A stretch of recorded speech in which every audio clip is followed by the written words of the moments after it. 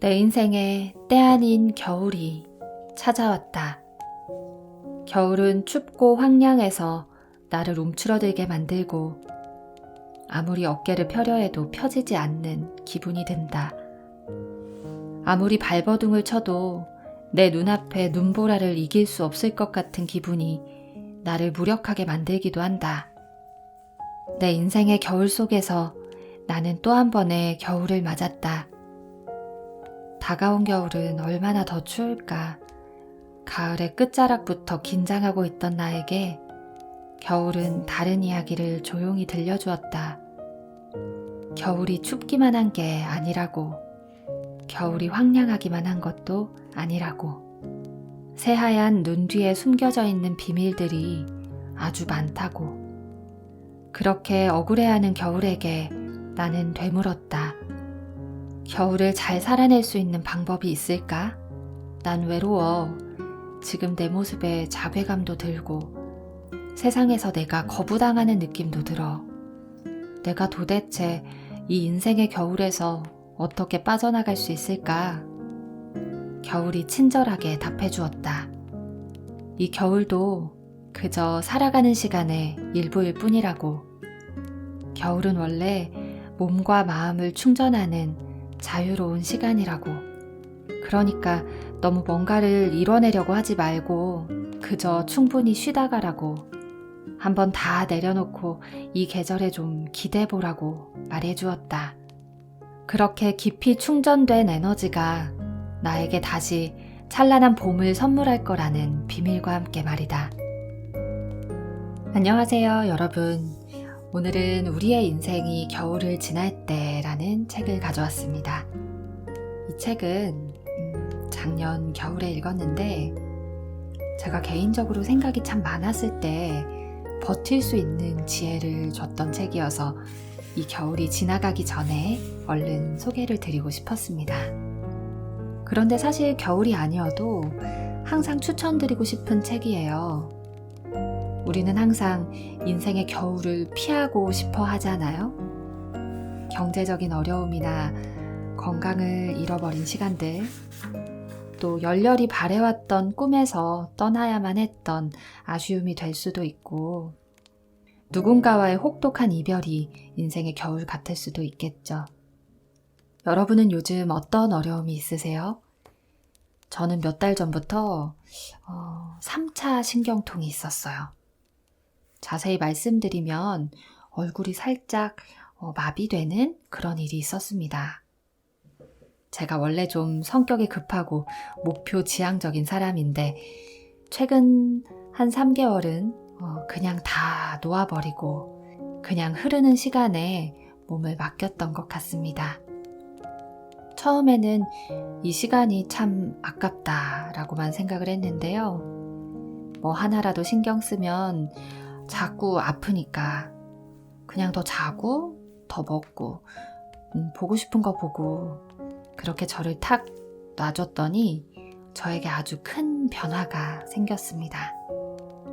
일단 건강도 좋아졌지만요. 제가 최근 몇 년 동안 일과 육아에 치이면서 삶에서 어떤 감격을 느껴본 기억이 최근에 별로 없더라고요. 어렸을 때는 떡볶이 하나도 굉장히 감탄하면서 먹는 사람이었는데 사람이 여유가 없으니까 삶에 대한 감흥이 떨어지더라고요. 맛있는 걸 먹어도 요즘 소울리스좌라고 하죠. 아무 생각 없이 영혼 없이 먹게 되고 여행을 갔는데도 문득 쉬고 싶다는 생각을 하고 있더라고요. 여행이 여행 같지 않았던 거죠.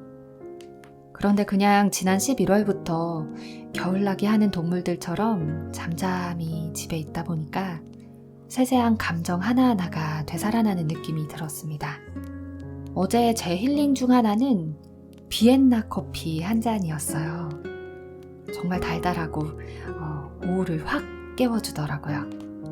예전에는 습관적으로 마시던 커피가 굉장히 힐링처럼 느껴졌습니다. 이렇게 작은 것에도 웃을 수 있는 여유가 이제야 생긴 거겠죠.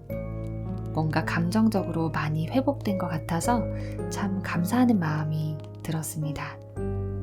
어쩌면 당연히 올 수 있는 어려움인데도 우리는 항상 우리에게 닥친 고난을 담담하게 받아들이기가 쉽지만은 않은 것 같아요.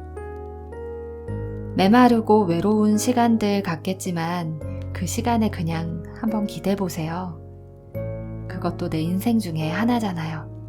그리고 그 시간 속에서 내 마음의 목소리에 좀 더 귀 기울여보면 어떨까요? 제가 원래 드라마를 안 보는데 요즘 그렇게 드라마를 봐요. 그런데 그냥 그게 하고 싶더라고요. 여러분도 그냥 그렇게 하고 싶은 거 아마 있으실 거예요. 누가 보면 좀 터무니없고 바보 같고 생산성 없는 시간일 수 있지만 그냥 내가 하고 싶은 거 그냥 하셔도 됩니다. 이 책의 저자도 참 아팠던 시간들을 굉장히 바보 같고 또 일상에서는 생각지도 못한 것들을 하면서 지냈더라고요. 갑자기 겨울바다에 막 뛰어들고요. 자신과 같이 어려움을 겪고 있는 사람들의 모임을 굳이 추진하기도 합니다. 몸이 아픈데도 더 오랜 시간 노래를 부를 수 있도록 노래 수업을 특별히 받기도 하고요. 또 학교 생활에 어려움을 겪고 있는 아들과 집에서 내내 베이글을 굽기도 합니다. 어차피 피할 수 없는 겨울이라면 그 겨울에 몸을 푹 담가버리는 건 어떨까요? 그렇게 에너지를 비축하고 다시 말랑한 마음이 되면 우리 인생에도 또다시 아름다운 봄이 찾아올 거라고 생각합니다. 우리의 인생이 겨울을 지날 때 저자 캐서린 메이가 자신과 남편의 병을 알고 나서 혹독한 겨울을 준비하는 과정, 또 독특한 겨울나기를 하는 이야기예요. 그 에피소드를 잠시 들려드릴게요. 편안한 밤 되세요. 겨울 준비. 나는 베이글을 굽고 있다. 아니 사실은 베이글 굽기를 망치는 장면을 연출하고 있다. 레시피에 단단한 반죽이라 적혀 있었고 거기까지는 잘 되고 있었다. 그런데 뭔가 딸깍하는 소리가 나더니 믹서가 갑자기 한 대 얻어맞기라도 한 듯 광란의 비명을 지르기 시작했다.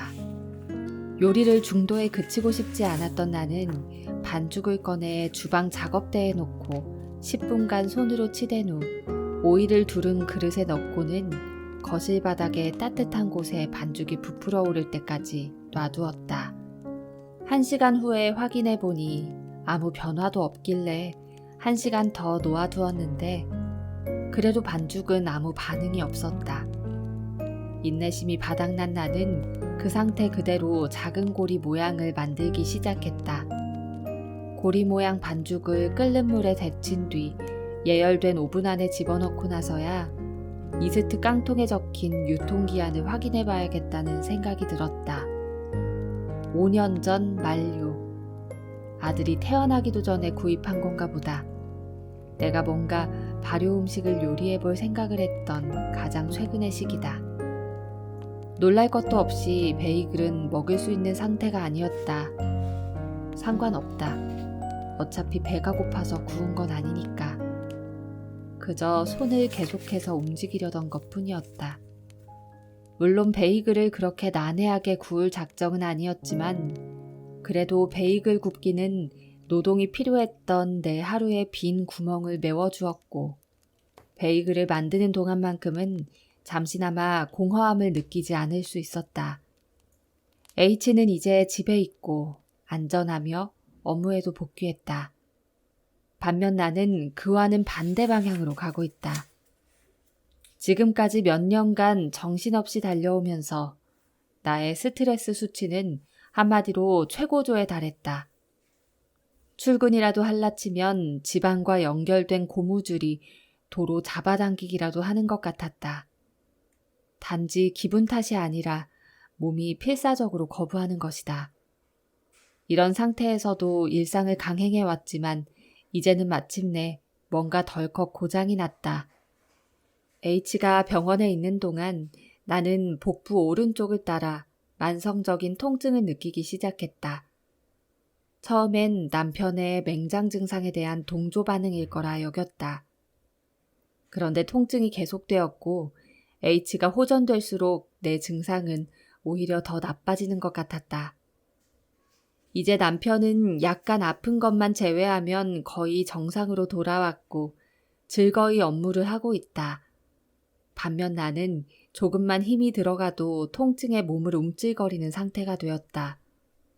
일주일 전에는 근무 중에 갑자기 책상 위에 엎드렸다. 느닷없이 엄습한 통증 때문에 아무 생각도 할 수가 없었다. 버스를 타고 집으로 왔고 그 이후로 집에 머무르는 시간이 더 많아졌다.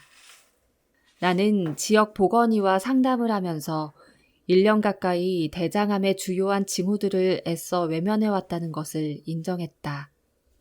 긴급 검사를 받았으며 아프다는 사실을 확인했다. 스트레스가 걷잡을 수 없이 불어나도록 무방비로 놓아둔 탓에 마침내 그것이 나를 갉아먹기 시작했음을, 좀 더 빨리 도움을 요청했어야 했음을 이제야 절실히 깨닫는다. 그러나 스트레스는 부끄럽게도 주어진 상황에 잘 대처하지 못하는 나의 무능함을 방증하기도 한다. 나는 혼자서 감당할 수 없을 만큼 스트레스에 압도당했다는 무력감에 사로잡히느니 차라리 맞서 싸워야 할 통증이 있다는 사실에 속으로 기뻐하고 있다. 어쨌거나 훨씬 구체적이니까. 나는 그 통증 뒤에 숨어서 이렇게 말할 수 있다. 봐, 나는 내 업무량을 감당 못하는 게 아니야. 나는 말 그대로 진짜 아프다고. 내게는 이제 이 모든 것에 대해 궁리할 시간이 차고 넘치게 많고 내 머리는 그 외의 것에 집중하기엔 너무 흐리멍덩하다. 아픈 사람이 된 이후로 나는 요리를 정말 많이 했다. 요리는 바로 이 순간 내가 처리하기에 적당한 소일거리였다. 사실 요리가 내게 새로운 취미는 아니다. 나는 늘 요리를 즐겨 했다. 그러나 지난 몇 년간 장을 보는 즐거움과 함께 요리는 내 삶에서 밀려나 있었다. 삶이 분주하게 돌아갔기에 바쁜 일상 속에서 나의 정체성의 일부였던 요리라는 요소는 구석에 찌그러져 있었다. 그런 소소한 일거리가 그리웠지만 금세 체념 섞인 감정에 휩싸였다. 이미 온갖 것을 하고 있는데 뭐 어쩌겠어. 이 온갖 것이란 게 결국엔 지독히도 아무것도 아닌 것으로 보일 뿐이라는 게 문제다. 미친 듯이 이리 뛰고 저리 뛰었어도 그 모든 의미가 산산이 흩어져 버리는 희뿌연 연기 같은 것. 아이를 키우고 책을 쓰고 상근직으로 일하다 보면 시간이 쏜살같이 흘러 어느새 주말이 여러 번 지나가도 나는 그 시간을 어떻게 보냈는지 설명할 수조차 없다. 지난 몇 년이 공백이 아닌 것은 분명한데 흐릿한 형체로만 존재할 뿐 생존의 흔적을 제외하고는 이상하리만치 아무런 의미도 남아있지 않다. 나는 손안에 든 이스트 깡통을 뒤집으면서 과거의 나로부터 지금 이 자리에 와 있는 나 자신을 설명해 보려고 애쓴다. 마치 끝도 없이 깊은 엘리베이터 통로로 낙하하다가 좀 전에 쿵 하고 바닥에 닿은 것만 같다. 널찍하고 소리가 웅웅 울리는 이곳에서 어떻게 나가야 할지 잘 모르겠다. 나는 익숙한 어딘가로 다시 빠져나가는 길을 찾으려 애를 써본다. 살면서 이런 순간이 닥치면 어떻게든 계속 움직여야 한다. 날마다 나는 느릿느릿 고통스러운 걸음으로 몇 가지 식재료를 사러 동네 식료품점에 간다. 얼마 전까지만 해도 온라인으로 주문해놓고 먹지도 않은 음식들로 가득 차 있던 냉장고는 요즘 비어있다. 이제는 그때그때 필요한 것만 산다. 최근까지도 어쩔 수 없다면서 음식물을 버렸던 게 부끄럽다. 하지만 이런 변화는 시간이 가져온 것이다. 시내에 나가 오늘 새로 들어온 물건이 뭐가 있는지 보러 식료품점에 들를 수 있는 여유가 생겼기 때문이다. 빵이 떨어지면 그만큼 살 수 있다. 정육점에서는 딱 그날 사용할 만큼의 고기를 사올 수 있다.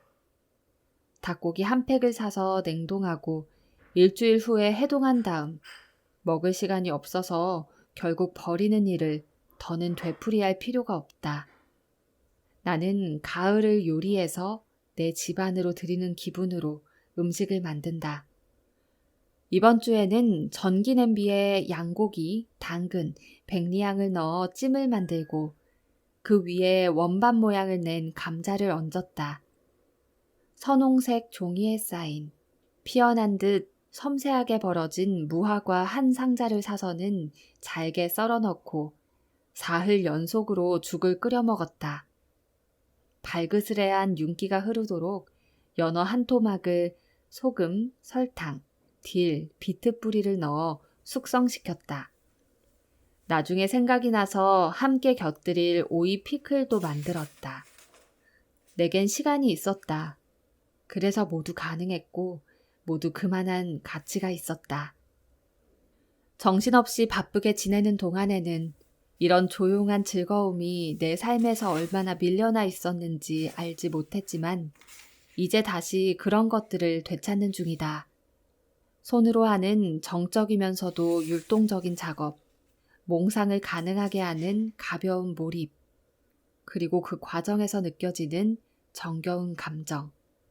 나는 버트와 사람 모양 생강 쿠키를 만들면서 그 쿠키들이 저주 인형이라도 되는 양 과도하게 신경을 기울이고 있는 나 자신을 발견한다. 나는 그 쿠키 하나하나가 내가 살아온 삶에 대한 작은 반항이라고 상상해 본다. 겨울에 우리는 여기저기에 웅크리고 있는 어둠을 몰아내기 위해 집 안으로 빛을 끌어들인다. 나는 찬장을 뒤져 양초들을 찾아냈고 어두운 구석마다 꼬마 전구를 달았다. 그러면서 나 자신의 이야기를 스스로에게만이라도 다시 하기 시작한다. 그게 우리 인간의 본성이다. 우리는 우리의 이야기를 만들고 그 이야기를 다시 새롭게 만들기도 한다. 지금 나는 아들을 낳은 뒤에 설 자리를 잃게 될까 두려워 잘못 빠져들게 된 업무 패턴에 관해 스스로에게 이야기하고 있다. 임신 기간 동안 힘들었고 아이를 낳고 나서도 잘 해내지 못했고 그런 와중에 내가 아는 땅으로 다시 헤엄쳐 돌아가겠다는 심정으로 업무에 복귀했었다. 그런다고 해결되는 것은 아무것도 없었지만 적어도 내가 효율성을 발휘할 수 있는 영역을 되찾고 싶었다. 나는 하루 종일 일했다. 새벽 5시에 시작해 밤 9시나 10시까지 일하고 퇴근해서 잠자리에 누우면 베개에 머리를 대기가 무섭게 잠이 들었다. 주말에는 남편과 아들이 둘이서 시간을 보낼 수 있기만 하면 답안지를 채점하고 강의 계획서를 작성하면서 하루를 보냈다. 사람들은 어떻게 그럴 수 있냐며 경탄했다. 나는 그런 칭찬을 받으면서도 속으로는 그저 다른 사람들과 보조를 맞추려고 몸부림치고 있다는 생각뿐이었고 남들은 나보다 훨씬 더 잘 해나가는 것만 같았다. 실제로 내가 한참 잠에 빠져든 한밤중에도 정규적으로 이메일에 답을 보내는 동료들이 있었다. 나는 사실 부끄러웠다. 스스로 충분히 현명해서 절대로 일 중독에 빠질 일은 없을 거라 믿었는데 그렇게 오랜 기간 죽도록 일만 하다가 스스로를 병들게 하고 만 것이다. 설상가상으로 어떻게 쉬어야 하는지조차 거의 잊어버렸다. 내가 탈진한 것은 당연하다. 하지만 그게 다가 아니다. 나는 완전히 속이 비어버린 상태다. 맹수에게 쫓기는 사냥감처럼 늘 촉각을 곤두세우고 초조해하면서 모든 일이 긴급하고 아무리 해도 충분하지 않다고 느꼈다. 그러는 동안 나의 집, 내가 사랑하는 집은 모든 것이 서서히 부서지고 망가지고 낡아가는 일종의 엔트로피를 겪었다. 온갖 선반과 구석에 잡동사니가 쌓여만 갔고 그걸 볼 때면 그저 속수무책이었다. 직장에 병가를 낸 이후 나는 소파에 푹 파묻혀 앉아 몇 시간이고 그 처참한 현장을 물끄러미 쳐다보며 어쩌다 이렇게 엉망진창이 되었을까 생각하게 되었다. 뭔가 고치거나 치울 거리를 떠올리지 않고 잠깐이라도 편히 쉴 수 있는 공간이라곤 한 군데도 없었다. 창문은 폭우가 수차례 지나간 흔적과 함께 먼지로 뒤덮여 있다. 마룻장은 칠이 벗겨지고 있다. 벽에는 그림이 걸려있지 않은 빈 못들, 메우거나 칠해야 할 구멍들이 보인다. 텔레비전조차 비뚤어진 각도로 걸려있다. 의자를 딛고 서서 옷장 맨 위 선반을 비우면서 나는 지난 몇 년간 최소 3번은 침실 커튼을 교체했어야 했음을, 사놓은 커튼천들이 모두 정갈하게 접혀 보관된 채로 완전히 잊혔음을 깨닫는다. 육체적으로 이런 것들을 처리할 수 없게 되고 나서야 비로소 상황을 인식하게 된 건 마치 앙심을 품은 그리스 신들이 고안해낸 절묘한 고문을 당하는 기분이다. 그러나 지금 여기에 나의 겨울이 왔다. 겨울은 내 삶을 보다 지속 가능한 것으로 변화할 수 있도록 해주고 내가 초래한 혼돈을 통제할 수 있게 해주는 열린 초대다. 고독과 사색 속으로 걸어가야 하는 순간이다. 필요하다면 잠시라도 오랜 인간관계로부터 한 발 물러나 우정의 끈을 느슨하게 풀어놓아야 하는 순간이기도 하다. 어쩌면 내가 살면서 계속해서 통과해온 여정인지도 모른다. 나는 겨울을 나는 법을 혹독하게 배워왔다. 겨울나기는 일종의 기술이다. 비록 겨울이 다가오는 것을 알지 못했을지라도 최소한 초기 단계에 그것을 포착한 것이리라. 나는 그저 조금 헤매고 있을 뿐이다. 내 집 창문처럼 그저 앞이 조금 흐릿해진 것뿐이다. 나는 의식적으로 겨울 안으로 들어가 보기로 한다. 그래서 나 자신을 더 잘 이해하도록 연습하는 기회 중 하나로 삼을 작정이다. 똑같은 실수를 되풀이하는 것은 피하고 싶다. 준비만 잘 되어 있다면 그 안 어딘가에서도 즐거움을 찾을 수 있지 않을까 궁금해지기까지 한다. 사실 나는 침체기가 다가오고 있음을 감지하고 있다. 빵 굽기와 수프 만들기가 나를 영원히 지탱해 줄 수는 없는 법이니까. 상황은 지금보다 더 나빠질 것이다. 더 암울하고, 더 메마르고, 더 외롭게. 나는 강한 타격이 왔을 때 완충제가 되어줄 지푸라기 더미를 내 밑에 깔아두고 싶다. 모든 것에 대비하고 싶다. 바다 수영. 지난 3년간 나는 해마다 열리는 위트스터블 새해 바다 수영 모임에 참가했다. 행사는 이렇게 진행된다. 한 무리의 참가자들이 해변에서 파도가 적당해질 때까지 서성대다가 물속으로 뛰어들어가고 함성을 지르고 다시 뛰어나온다. 이 모든 게 아주 신속하게 끝난다. 나는 찬물 수영을 경험하기 위해서라기보다는 내가 해냈다고 말하기 위해서 참가한다. 어떻게 할지 계획을 세우는 게 가장 복잡한 과정이었다. 첫 해에는 수영복 위에 래시가드와 웻슈트를 입고 아쿠아 슈즈와 털모자를 착용하고 나갔다가 래시가드를 벗어버렸다. 그 후로는 커다란 타월 3개, 가운, 트레이닝복, 뜨거운 차 한 병, 그리고 미리 혼합한 블러디 메리를 가지고 간다. 내가 물속에 있는 시간은 15초를 넘지 않는다. 가장 좋을 때는 나의 용기를 자축하면서 다시 옷을 챙겨 입을 때다.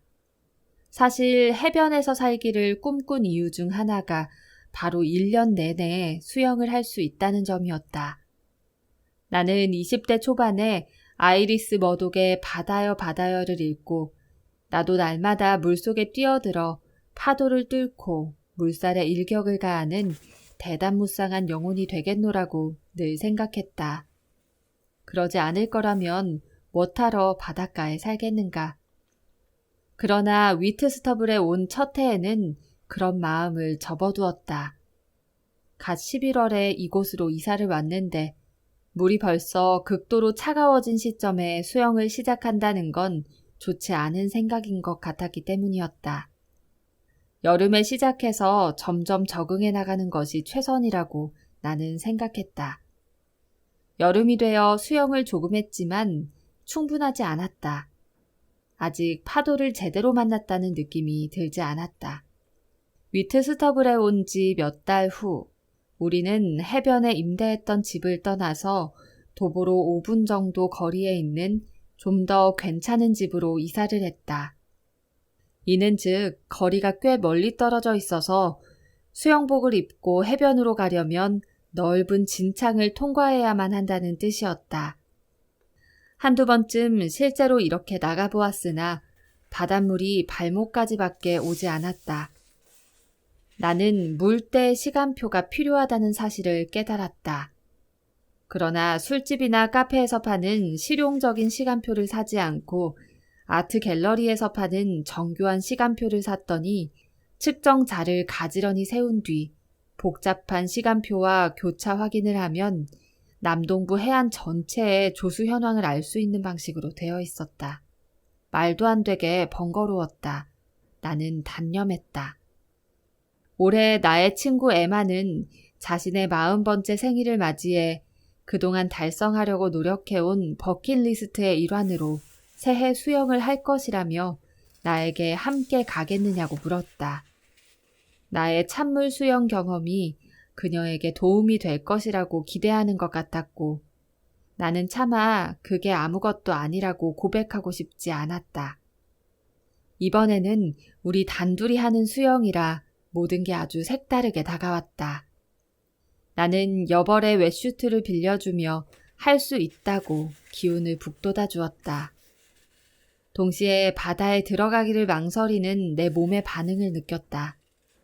새해에 다른 열정적인 사람들과 함께 수영을 하면 따뜻해지는 효과가 있지만 우리 둘만으로는 그게 불가능하다고 생각한 것이다. 게다가 이번 수영은 물에 들어가겠다는 굳센 의지가 필요했다. 작년에는 그저 무리를 따라가기만 하면 되었는데 우리는 물속에 들어갔다가 나왔을 때 재빨리 차 안으로 들어가 히터를 최대로 작동시키겠다는 요량으로 바다 앞까지 차를 몰고 갔다. 거짓말은 하지 않겠다. 나는 혹시나 해서 저체온증의 증상까지 외워두었다. 우리는 해변에 웅크리고 앉아서 바닷물을 가늠해 보았다. 기온은 6도였고 비가 부슬부슬 내리고 있었다. 물 온도는 3도 정도였다. 하늘은 한결같이 하얗고 바다는 회색빛으로 출렁이고 있었다. 좋아. 나는 말했다. 빨리 할수록 빨리 집에 갈 수 있어. 에마가 숫자를 셌다. 3, 2, 1. 우리는 달렸다. 조약돌에 발뿌리를 채이며 파도를 향해 돌진했다. 몸에 물이 닿는 순간 구호는 꽥소리로 변질되었다. 몸을 담그고 팔을 몇 번 내젓기로 마음먹기도 전에 나는 허벅지까지 물에 들어간 상태였다. 추위가 엄습한 것은 그때였다. 폐에서 숨을 내뿜게 하는 아주 거대하고 쓰라린 장벽 같은 추위. 그것은 지극히 절대적이고 지극히 사나웠다. 나는 평형을 해보려는 미약한 시도로 팔을 움직였지만 불가능했다. 얼음장같이 차가운 물이 무른 고무밴드처럼 나를 조여왔다. 두려웠다. 나는 움직일 여지가 없었다. 공기조차 들이마시기 힘들었다. 마치 바다가 얼음주먹으로 나를 꽉 쥐고 으스러뜨리는 것 같았다. 나는 바닥에 발을 딛고서 물 밖으로 뛰쳐나왔다. 에마가 바짝 뒤에서 나를 따랐다. 잠시 후 몸에 타월을 겹겹이 두른 채 한 손에 차가 담긴 병을 들고서 해변에 서 있자니 이상한 일이 일어났다. 바다를 응시하는데 한 번 더 하고 싶은, 다시 들어가 그 수정처럼 투명한 몇 초 동안 극강의 추위 속에 존재하고 싶은 마음이 든 것이다. 나의 피가 혈관 속에서 생기 있게 빛나는 느낌이었다.